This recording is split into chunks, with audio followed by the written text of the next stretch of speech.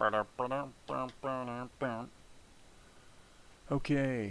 I'm live, and apparently I have a microphone tonight. So, this is the animation Truman show, and I am curious whenever you show up, whoever you are, do me a favor and let me know how my audio sounds, because tonight I am going through this microphone here instead of my headset. Frankly, I don't really need the headphones on right now. They really only would be useful if I was listening to music or something while I work, but yeah, I'm curious how the audio level is. If it's too low, I can make a change on this microphone. It's a shotgun mic that you use for video production, and if I put it in the other mode, the sound becomes a little bit boxy. Oops, I made a mistake here. In exchange for quite a bit higher levels. So let's see, we'll grab the S key. And let's just anchor his shoulder there. Yeah, that needs to be like that, actually. E key. So the certainly the question of the day, probably question that came up a couple times in the last couple live streams, is whether I'm going to be finding myself in Krita, because I was raving about Krita 5 rather than Tahoma. That's a fair question. And the answer is not really. It's not looking like it. I mean, Krita 5 is pretty. Your volume seems fine. Okay, good, excellent. Thank you, sir. I'm looking for that. I think you said your son was going to do like a little audio edition or something. So feel free to email me whatever you got, and I'll definitely check it out. I haven't really gone too far with the other voices, other than the ones I'm doing, other than the one Natalie recorded, of course, because she's doing Tianara.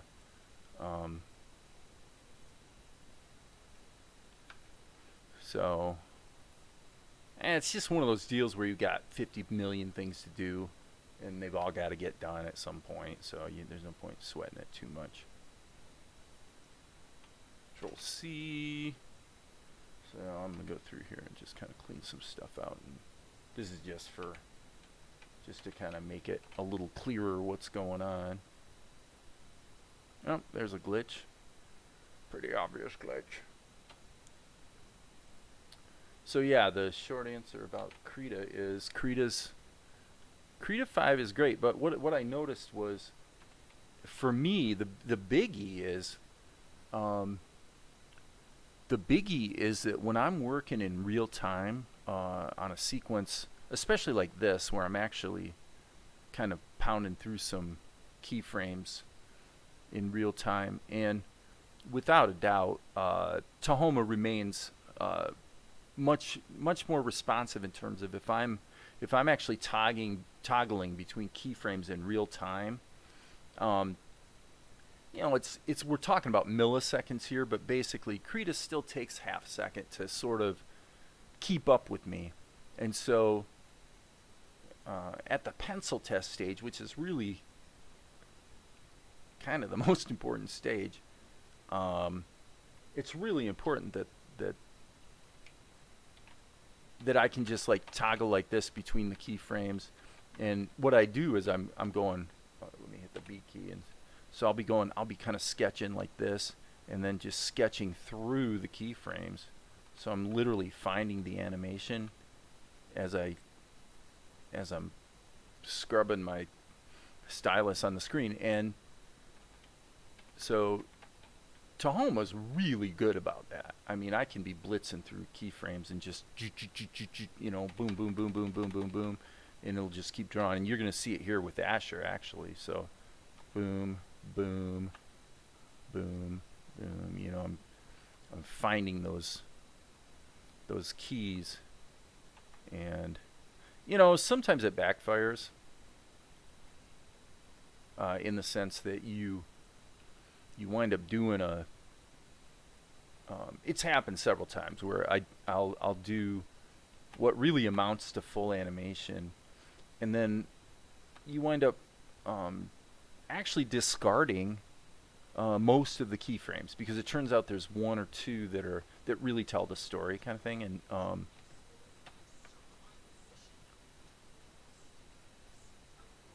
And there's just no what you find is that sometimes all the extra drawings that you went through to sort of find the action and figure out the acting and stuff, they guide you to the answer, but they aren't actually needed, or sometimes they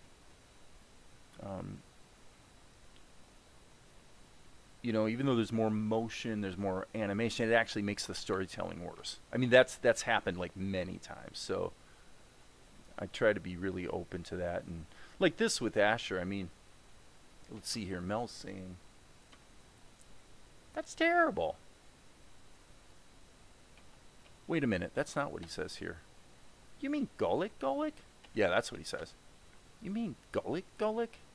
Well, of course, Golic. Yeah. So I'm seeing. So I'm just feeling these poses, you know, that the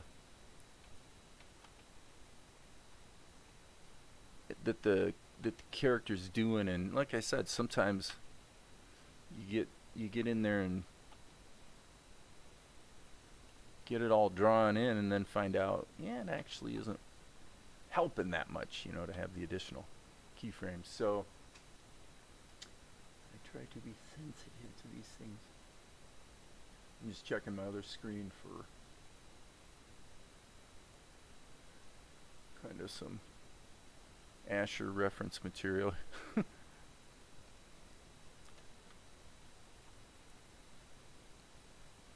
So when I sketched this in, I was using the is it charcoal? Yeah, the charcoal pencil. Keeps it really, really, really loose. Now I'm just kind of going through with the standard pencil and tightening up the pencil test. So I actually went ahead and voiced the opening sequence of the show, and I suspect I don't suspect, I know that some of the voices that I did are going to be getting revised. And anyway, I wanted to set up an audio situation here at the 12-core machine so that I can interactively just knock out voices and tweak them and fix them in real time. So it's very much an interactive process of touching up the animation. You add a little bit of music, you add a little bit of sound effects, you add a little bit of voices, and then realize there's something that wants to change as you're fleshing this thing out, you know. So, well, according to YouTube, how many concurrent viewers do we have? 0. I'm just not that popular. Well, it's the animation Truman show. It's just really not that interesting to most people. I don't really know why I even went on, you know, live streaming tonight, other than just I've kind of been absent for a couple days, and there have been a number of people who have asked that question. You know, is it going to be all about Krita now? And like I said, the answer is pretty definitively nope. I really like Krita 5 in its definitely going to be a useful addition to the toolkit. I think I'm going to go back to the charcoal brush. Just for sketching and pencil tests, I just like it better. But it doesn't feel as quite as fluid as what I can do in Tahoma. So I had to test it though. You know, I had to go ahead and knock out. What happened was I actually did the pencil test on this very shot that I'm working on, which is really 2 shots in one. To sort of give Krita 5 a shot and see how it goes. And I was just like, you know, it's good, but once I actually get into the work, it's not really that compelling to, certainly not enough to make a switch from the workflow that's been working quite well here in Tahoma. So, but I'm definitely bullish on Krita 5, that's for sure.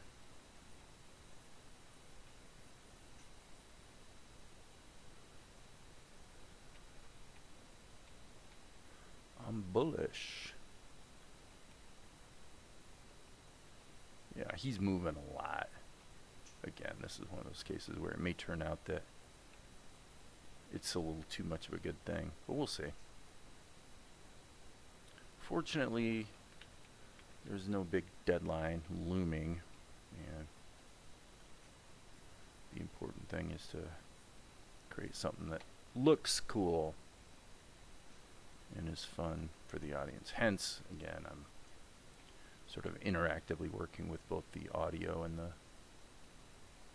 animation, right? You know, at the same time. So right now what I'm doing is I'm taking the opening sequence of the show, which is basically 5 minutes long-ish, and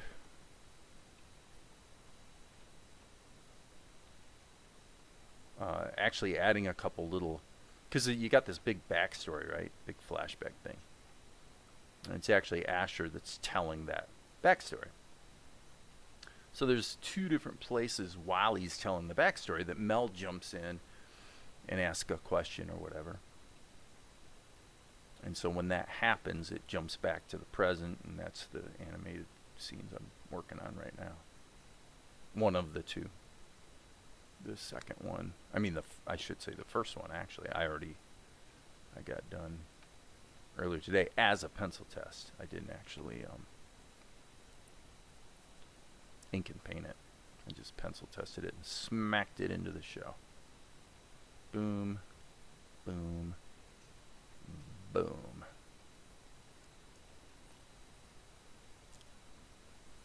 Okay, not too bad. So yeah, I don't know how long I'll be live streaming tonight. You know, I'm just kind of figuring as long as I'm going to sit here and just smack out animation, I might as well just turn it on. And those who are interested in seeing somebody actually sit there and blitz through animation keyframes are welcome to come along for the ride.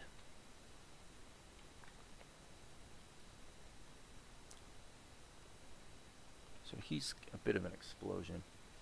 Well, of course. Okay, so this is a good example of what I was talking about. Let me just look at this for a second. So this shot's probably not necessary. You know, there's no real good reason, storytelling-wise, for him to go from this pose to this pose. So, what I'm going to do is just delete it. And then extend this one a little bit. Okay, so he's going to be like, yeah, actually, I think that's still too. Boom, bop. Yeah, right there. I just want long enough for him to. In fact, what he should probably do is blink. So he says. So Melchizedek. You mean Golik? Golik? Well, of course, Golik, Golik. Yeah. Okay, so when that happens,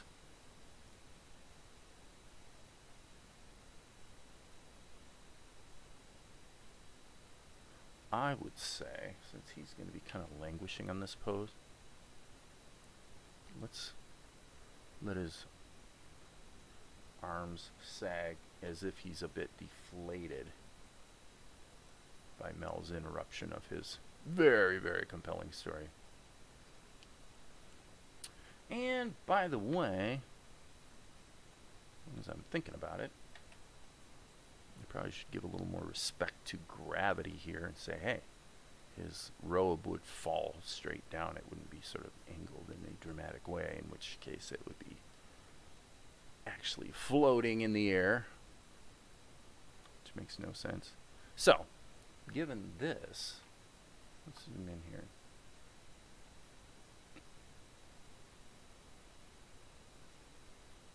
So he's not really angry or anything, but I'm going to make a duplicate here and give him a blink. And I wonder, Control C. Well, this is probably going to have to breathe for a second. So if I'm going to do that, let's do Control C, delete this, hit Control V, move this back up. Yeah. So then this, again, needs to breathe a bit. So, of course, go lick. Okay, that makes sense. Save. Hey, Maria. Good evening, Maria Torres. Okay.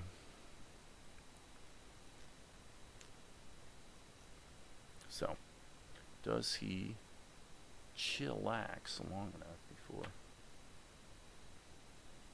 Yep, that looks about right. Okay, so let's get over here.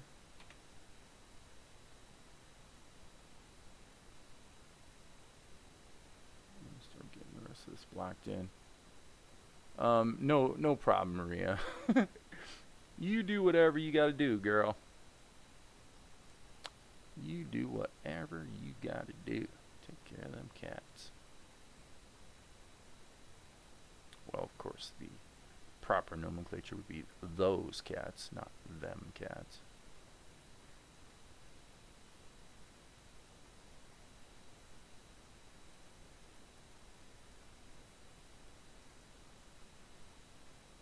Now Asher's in motion.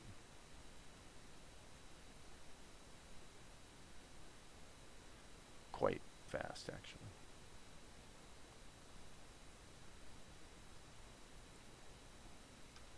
Boom.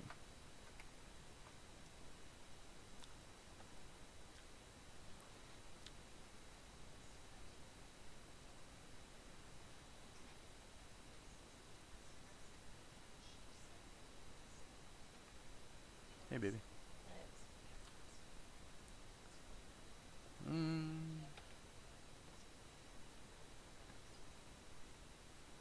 Beard's a little bit low.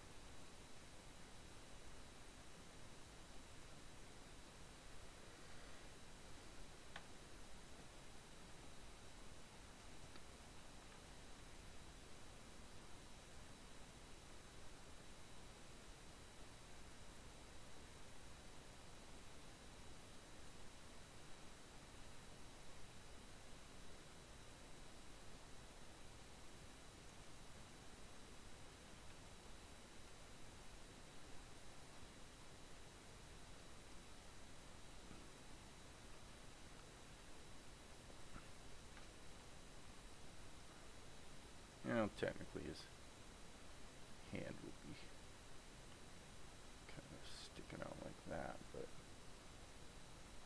we can't see it, so why draw it? This is a little thin. Plus we have a bit of a tangent there on the point of his cheekbone.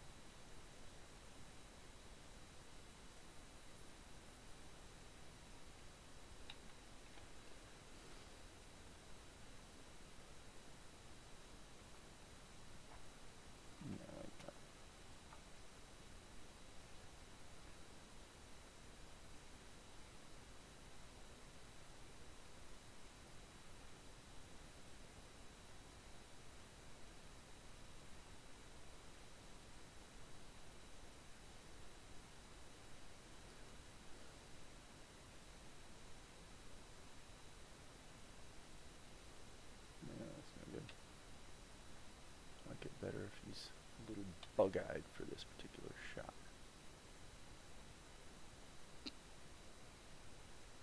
Yeah, it might be a little extreme. Well, obviously it is, but we'll see. We shall. Whoops.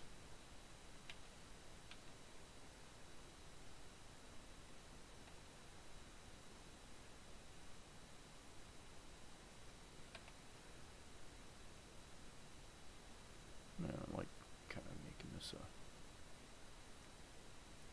a bit of an exaggerated pose.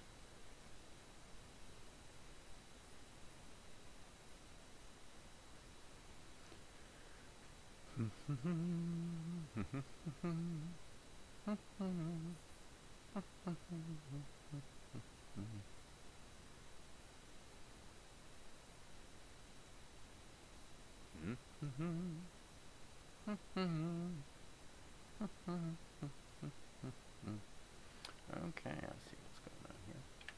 With the in key.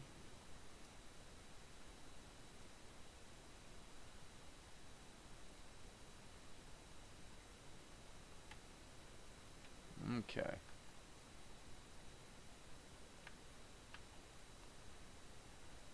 That curves up.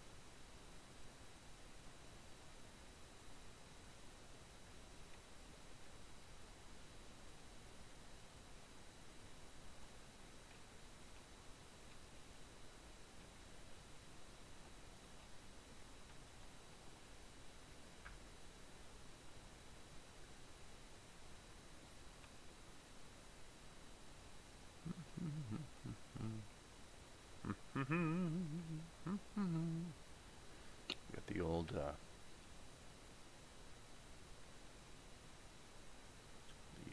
theme from the old Superman cartoon show going through my brain for some bizarre reason.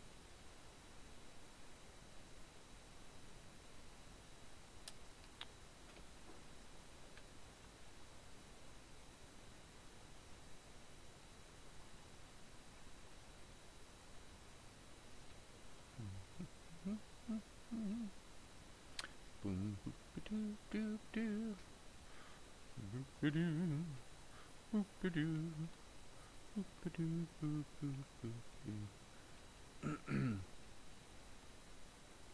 Guess I actually did an arrangement of that piece one time about 6 months ago or something.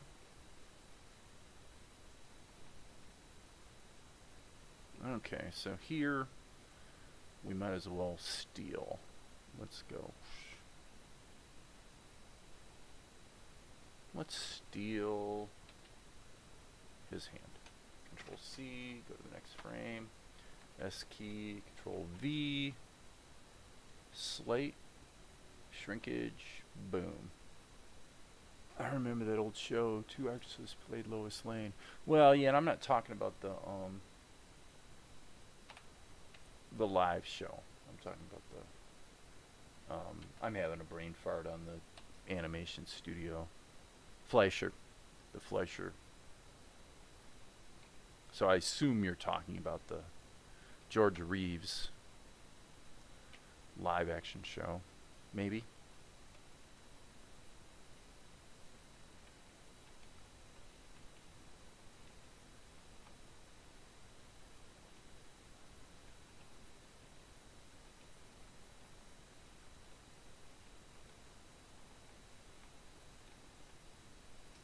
Well, I like flipping. I like flipping so much better than using onion skins.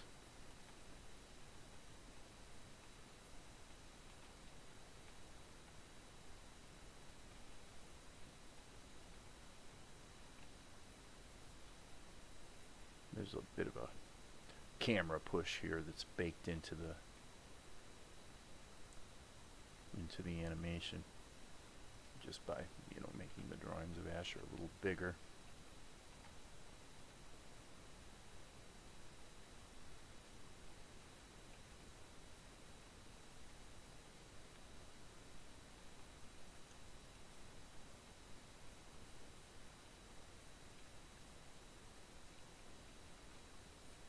Okay, so his hand is coming out to here.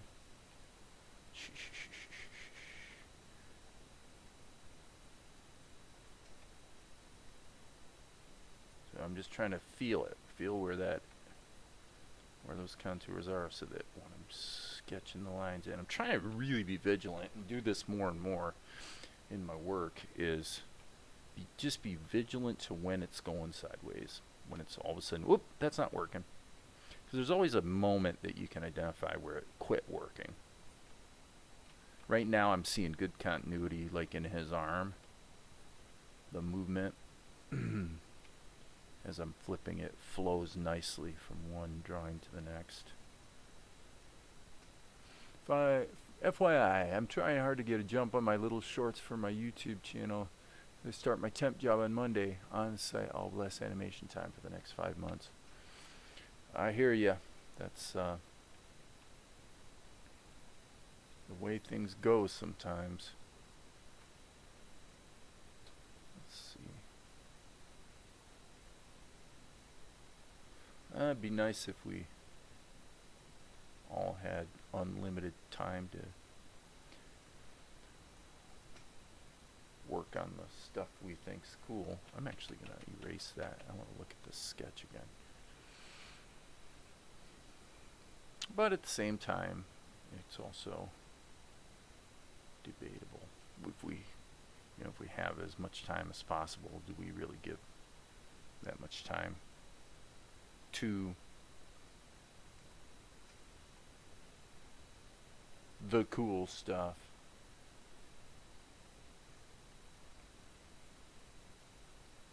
Probably depends on the person, I guess, right? So yeah, his fingers are obviously a little exaggerated there, but I think I'm going to erase them and flip this around, get a fresh perspective.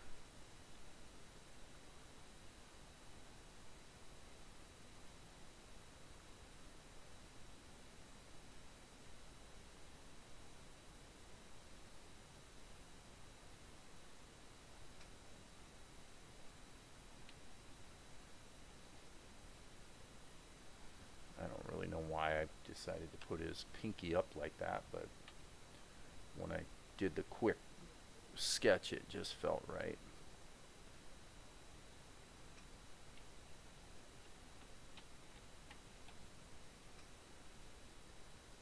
I don't know. I don't know about that. I'm going to try it like that and see if that feels better.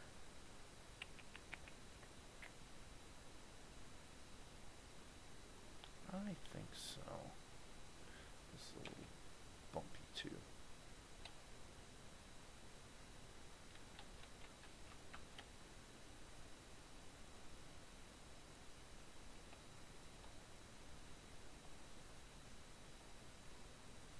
A little bit of a comedic moment here.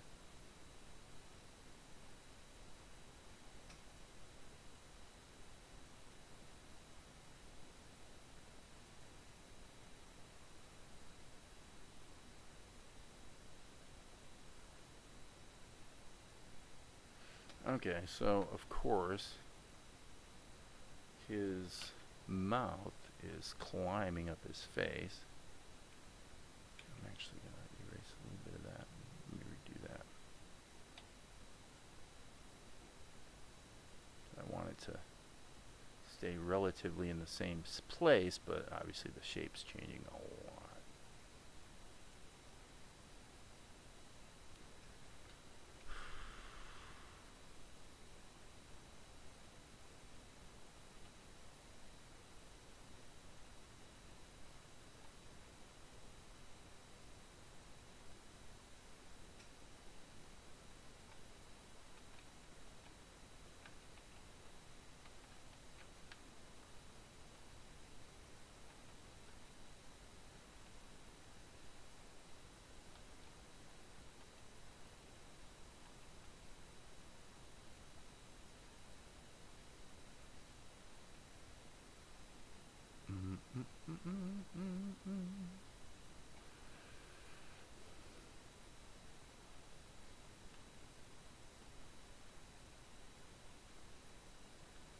Mm-hmm.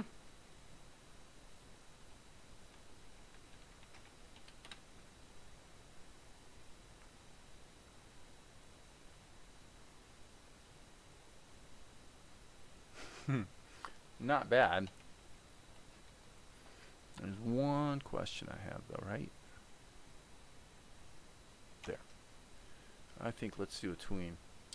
So I'm going to actually hit the B key and boop, just draw so that I don't have anything to work with.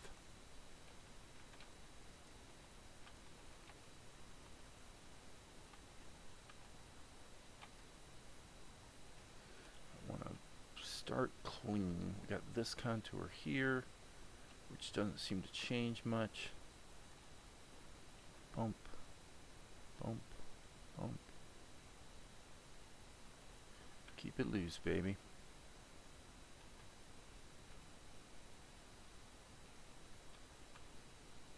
Okay.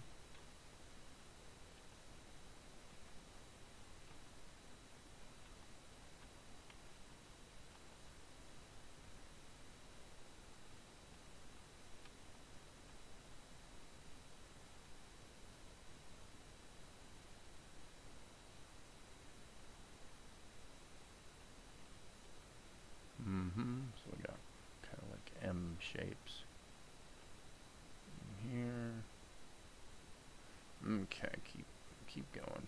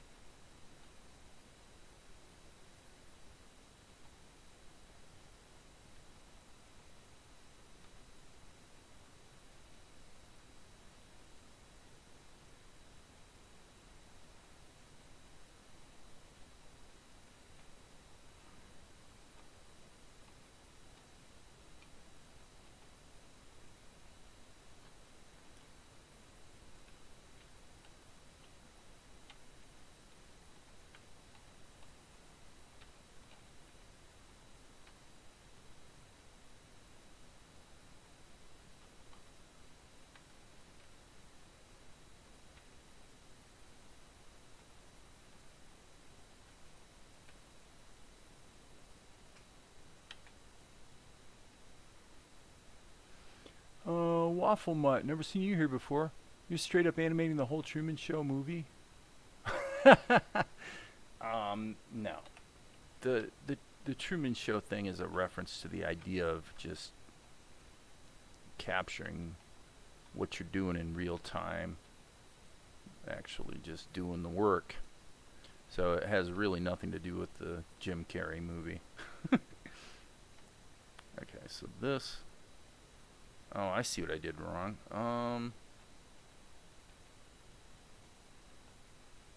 Okay, yeah. This is erroneous. This is erroneous. Am I animating the Truman Show movie? Good one, dude. Good one. Of course, I say dude. I assume you're a dude. Despite the always welcome presence of the lovely and gracious Maria Torres, most of the people who come here pretty much are probably male. Okay, so let's just do this. Yeah. So we'll give a sweep down here. Now look at this arc. Okay. So boom, boom. Yeah, it's working.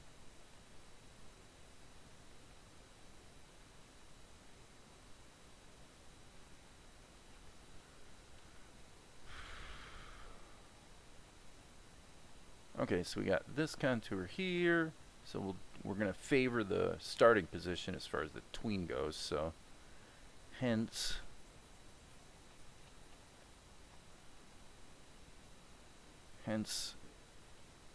small change, big change. Small change, big change. And that's because we are at 8 frames per second. You know, for economic reasons, especially if you're going to do basically what amounts to full animation, which I kind of am here. You know, the opposite approach is go into the archives and find a pose of Asher that looks about right from an old scene, reuse it, and maybe redo the lip sync and add some secondary animation, maybe with the plastic tool or something. It's a perfectly valid approach. Frankly, I've gotten good results either way. I'm just having fun drawing, so it's like, screw it. I'm just gonna have fun drawing. All right, let's let this play back. N key. I guess I'll zoom out a little bit. So you're talking about Golik? Well, of course, Golik. Listen, Melchizedek, this is where I come into the story. Let's do that again. You mean Golik? Well, of course, Golik. Pay attention, Melchizedek. This is where I come into the story. Yeah, that worked. That basically worked. So, yeah, Asher's given Mel this flashback story that really tells the audience the whole backstory of the show, which is kind of the whole point. This tween, boy, it sure slipped by, and frankly, could be pretty sloppy, and it's still going to look good. But this pose, we pretty much need to give some attention to Melchizedek's anatomy.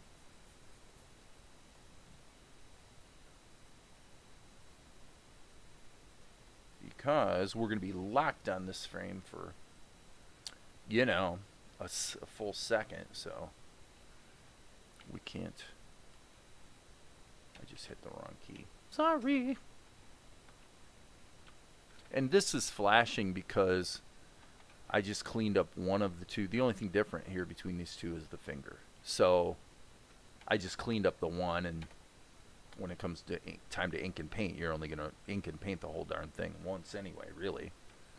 So it's not that important to make them match. That's why it flashes like that.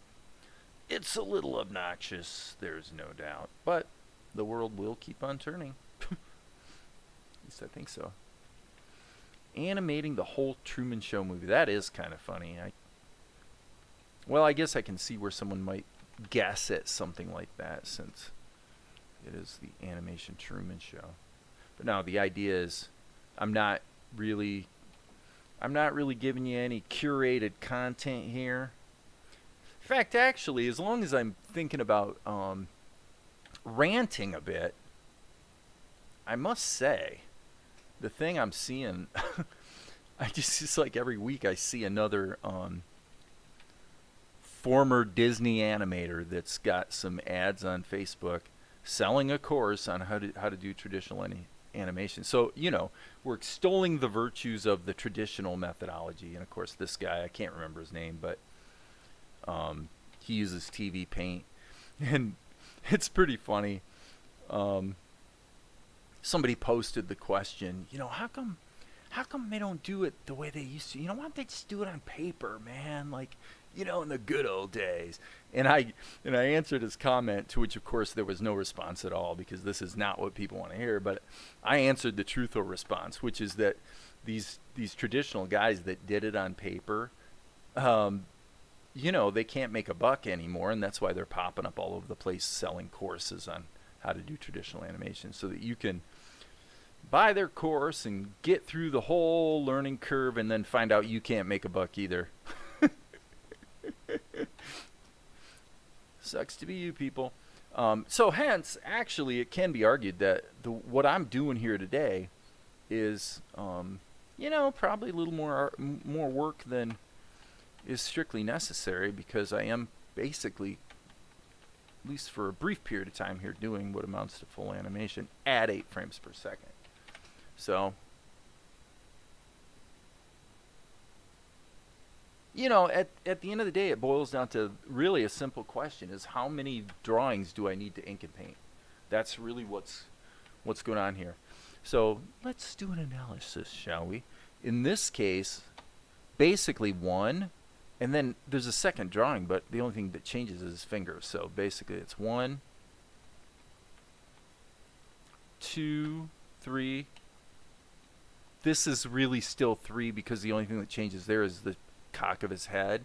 So 3, 4, blink of the eye doesn't count. 5, 6, 7, 8, 9, 10. That is a lot of ink and paint for what would it be? It's about 10 seconds. It's pretty close to 10 seconds of show, so that's a pretty good trade-off. That's not too bad.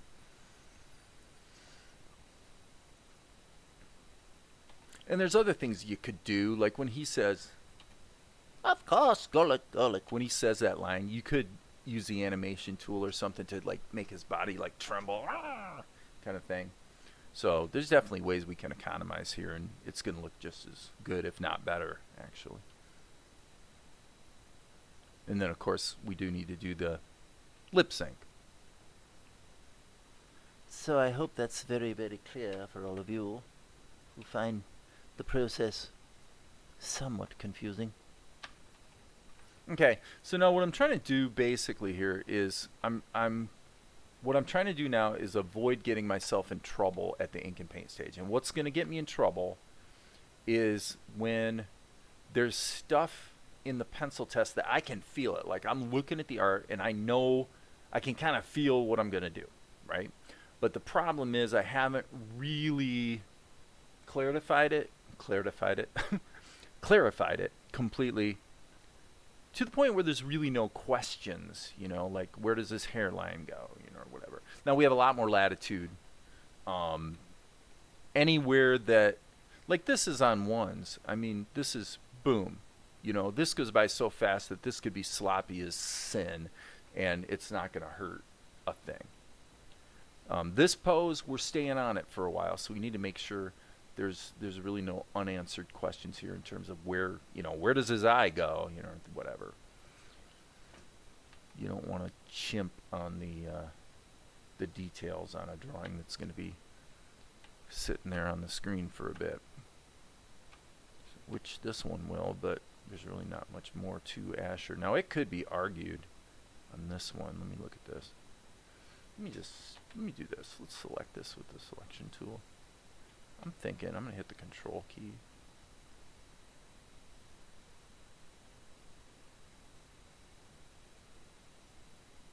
Now this is interesting. Actually, I'm going to make a duplicate here because this is another example of where you can economize a little bit. Whoops.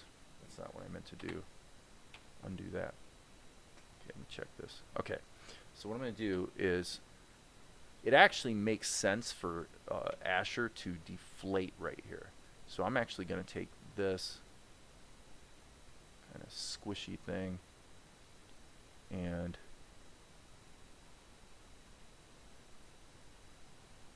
okay, that didn't work at all, but not for the reason you might expect.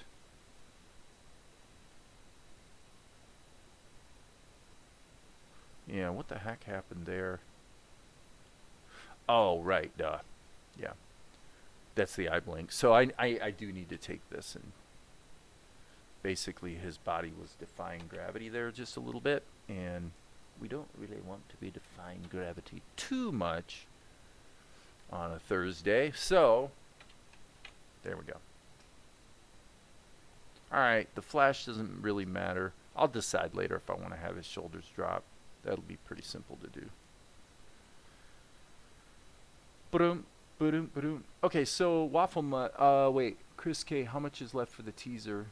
I'm basically working on a couple animated scenes that need to be inserted in the teaser. So what you have is you get this situation where Asher's given the backstory that you're familiar with, and then we cut back to the present, and Mel's like, "That's terrible. It was a mess." And then it cuts back to Asher telling the backstory, so there's a little bit more. Then Asher mentions Golek, and so here is what we're looking at now, where Mel says, "You mean Golek, Golek?" And he's like, "Well, of course, Golek, Golek," because this is the first place where Mel realized Asher's talking about Golek, you know, from 20 years earlier, you know. And so hence Asher's like, "Yeah, of course, Golek, Golek. Now pay attention. This is where I enter into the story." And then it's a flashback to the 20 years later, or 20 years earlier, when young Asher showed up and sort of made his pronouncements and kind of ticked off Golek. So Select and Manipulate ended up to be a great guide for pencil tests. Select and Manipulate. Are you talking about the Scan and Trace? Is that what you're talking about? Because Scan and Trace can be useful. I don't really use it, but I mean, I've used it maybe twice, you know, ever. But for a lot of people, it is pretty useful. I mean, Scan and Trace is essentially like what the old school animators would do, which is just take the drawing that you just did, and on the light table, just move it to a new position and then trace it. And then, you know, maybe for somebody's head that isn't going to squash and stretch and all the rest. And then you draw the body in a new position around it. For me, what I normally do is just grab the head, move it to its new position, and then, you know, kind of draw the rest or whatever. In this case, as I say, I'm deliberately allowing myself to suffer through a lot more drawings, just because I'm having fun doing it. And as I said, it's not like I'm on anybody else's timetable, really, so. But there is a tug of war going on. The tug of war is that I cannot definitively say, as I've been doing more and more of this actual, what I'm calling full animation, where even at 8 frames a second, I'm doing a lot more emoting with the body language and stuff. I can't say that the results are better. Some of them seem to be, and I'm certainly having fun doing it. But as a pragmatist, I do have to say that I'm doing shots like this, and a lot of the drawings are getting thrown out where you know, I kind of did too much. And I guess the key thing is what I've done here, no pun intended, you know, key thing, is if you're gonna have to throw stuff out, figure that out as early as possible. You know, when you're still in the stage of having a very loose, sweeping, sketchy drawing that only took you, you know, 45 seconds to do. You know, figure it out then that it's not going to work before you get, you know, a bunch of ink and paint done. So I'm too lazy for Scan and Trace. I duped the frame, then selected the portions of the body. Oh, I got you. Yeah, I've done that a million times. Did that for about 8 frames, then made pencil tests from those. Yeah, and actually that's not a horrible idea. If you break the character into pieces but the anatomy's kind of broken because it, um, it just isn't the right configuration or something. Especially if things are rotating in 3D space. Then doing mechanical, almost like puppet style animation on a single drawing to just block in the movement and feel the timing, and then draw another layer over top of that to sort of smooth it out and fix things. Not a bad way to work. Okay, I'm gonna render this and just take a look at it in the show.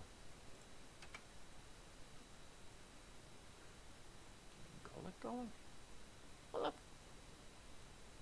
Okay, that did not update. What's up with that? Oh, I know why it's not updating. You know what? This is a stupid thing with Vegas I've noticed. I have noticed that if I turn on the GPU acceleration, which for my movie work, it's kind of important because it's playing, a lot of video out of the camera on the timeline. For the cartoon, it's not important because these are all just image sequences. And what happens is, if the graphics acceleration is on, then when I re-render, it does not just automatically update instantly like normal. So that's not cool. So for Salt and Light, I can turn off the GPU acceleration, and now when I re-render, it'll instantly be updated in my editor. So hope that made sense. Hope that made sense, people. So this is the shot we were concerned with.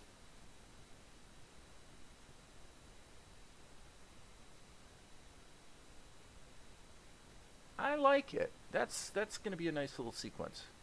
So we've got the opening sequence. Obviously, there's this stuff I animated last week, and then we've got the flashback. So we've got to do ink and paint on this shot. We got to do ink and paint on that one, and then back to the flashback. We got to do ink and paint on this one that I'm working on right now.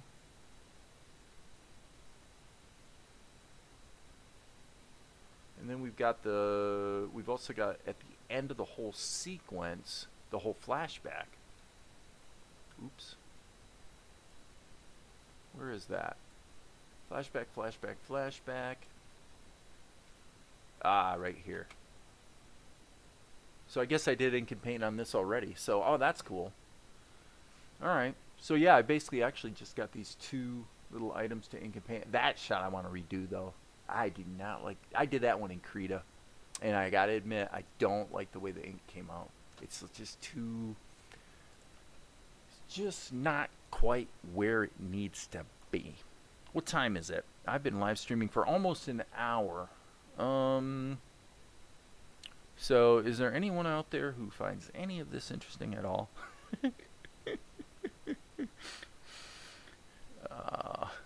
I love to make fun of myself.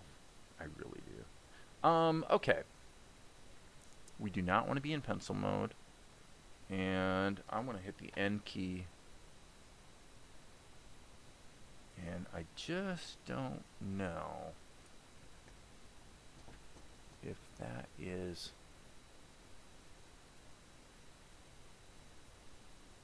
2 pixels is going to be enough. Well, I must be an interesting guy today then. I'm just doing what I do. I'm just doing what I do, people. Okay, so the finger, I guess we'll just draw the whole thing and make a duplicate of it. And the world will keep on turning. You know, Maria, you're on the Discord a lot, aren't you? I got a question about the Discord. I have some suspicions about the notifications I get from Discord, and I'm curious about something. So my question is this, because I'm pretty sure you are on Discord a fair amount. I get these email announcements that say, hey, Darren T mentioned you in this and that Discord channel or whatever. Something like that. And it's not always Darren, it's other things, other people, blah, blah, blah. But I get these announcements that basically seem to imply that there's something waiting for me in terms of a comment that I may be interested in that concerns me in some way, or a question that someone asked. And then I go to Discord, and it's like there's nothing like that there. There's new stuff in the channel, but there was no reason for me to go over and check it out. And I'm just wondering, is Discord a little bit iffy in terms of their notifications, where they sort of lead you to believe that there's more going on that concerns you than actually is? It seems to be the case. I was just wondering if that was your experience too. Just wondered. Because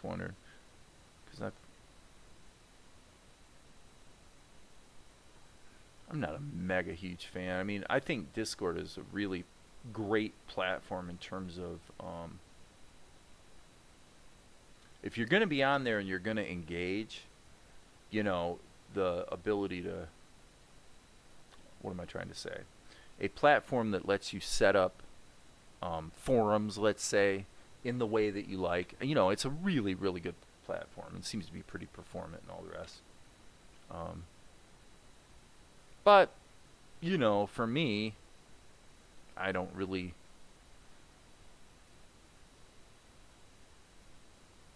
Okay.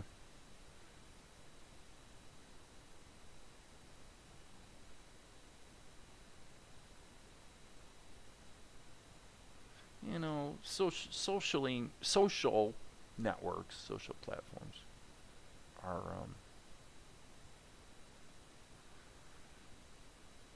probably mostly a waste of time, you know.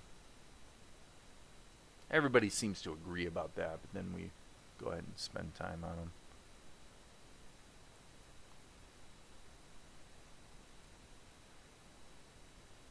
Huh. Yeah, I don't use the app either. I didn't want to bother with installing it. So, 58:29. I think I might wrap it up. It's been a pretty busy day, actually.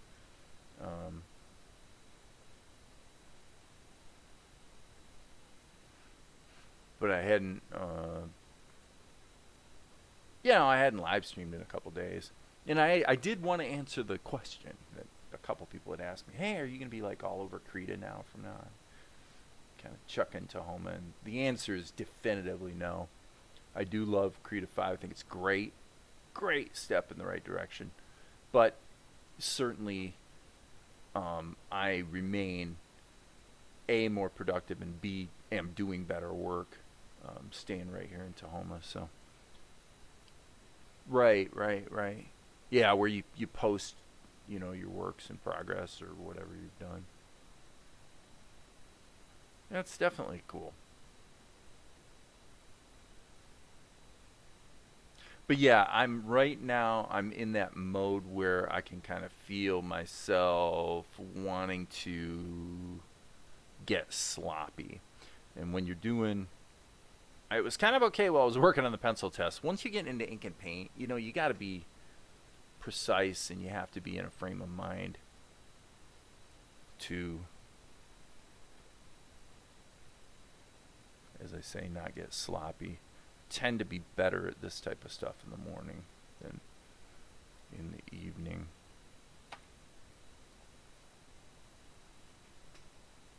Now I am not going to put his mouth in there because... Oh, wrong. Because got to do the lip sync, so... Yep, I think with that I'm going to go ahead and wrap it up. It's been an hour here, and I made some good progress getting the pencil test dialed in. So I hope nobody's too offended, but it looks like there's 3 people here. So yeah, I expect me to be live streaming less. And the big reason is that we're getting close enough on this show that more and more of my time in the midterm is going to audio. Want to use the arc tool for inking? To tell you the truth, I'm not a the poly arc tool, for example, is it's definitely a cool tool. Okay? It's definitely a cool tool. If I was going to use one of those tools though for inking, it would probably be I guess in Tahoma. See, if I was in Krita, I would use the Bezier tool. Polyline's pretty good if you're vigilant about your curves. So well, okay, that didn't work. I grabbed the arc by accident. Let me see here. Yeah, this is how I would be doing it in Krita, is I'd be using the Bezier tool much the way I'm using that.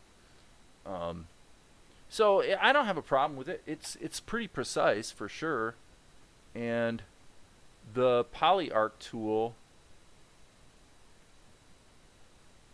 or multi arc I guess is what they call it here, is pretty good for stuff that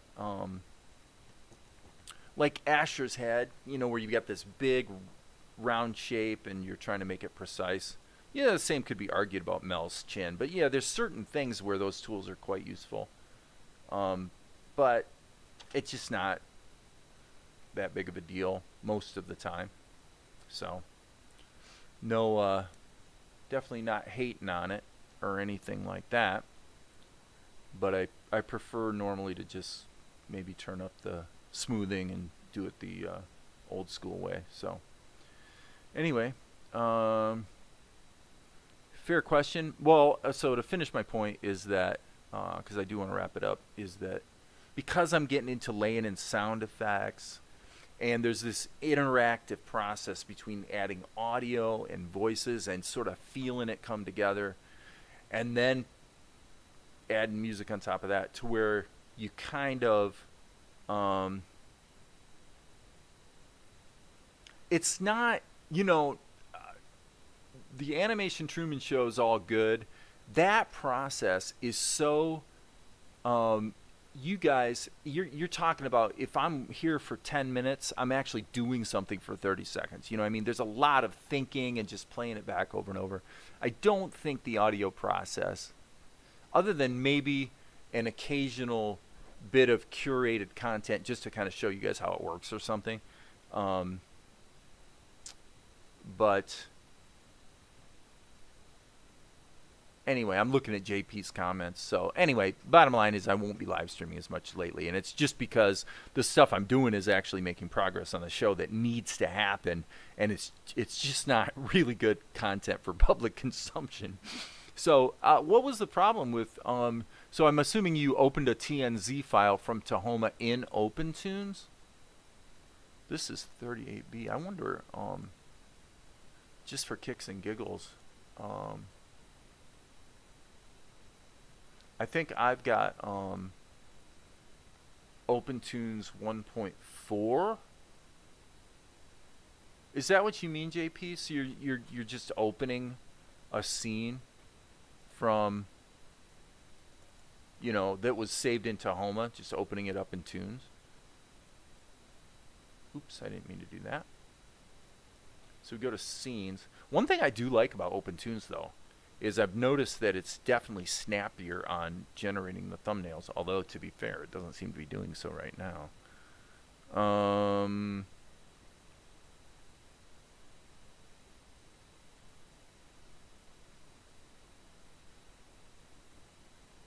So I'm actually looking for that. So load scene. I'm mostly agnostic. The only reason I use Tahoma is because of the ability to cut and paste, from Krita into Tahoma. Other than that, I don't really care. So, but I've got, oh, this is 1.5.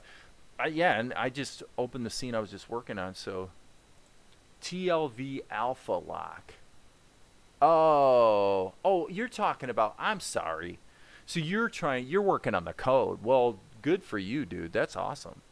Um, TLV Alpha Lock. I tell you, that would be a rich conversation because I used to do a lot of C and C++ programming, and I love doing it. I've always loved coding, but not recently. Come on, let go. This is the one thing I don't like about this. I have to now hit undo.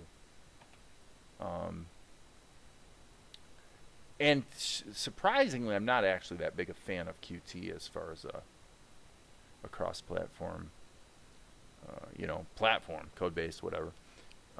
But obviously, all the software I use was built on Qt, at least Krita and Tahoma. So, anyway, well, good luck with that, JP. I hope you can get her figured out. I've never participated in an open source project, so I haven't gotten involved with GitHub. Ported stuff with help before, but by myself, it's like a maze. Well, this is one of the reasons I haven't been doing this type of thing and haven't gotten involved with it. Because what happens is you spend all day setting up your development situation. You follow. In fact, I did this actually with Opentoonz. Follow all the instructions to the letter, and just, you have to install tens of gigabytes of libraries just because of the 20 kilobytes of stuff that you need, and then it won't compile and you find up your dependency hell because the paths aren't right, and it's just like, really, do I need this grief? So for that reason, I just haven't gotten involved with it.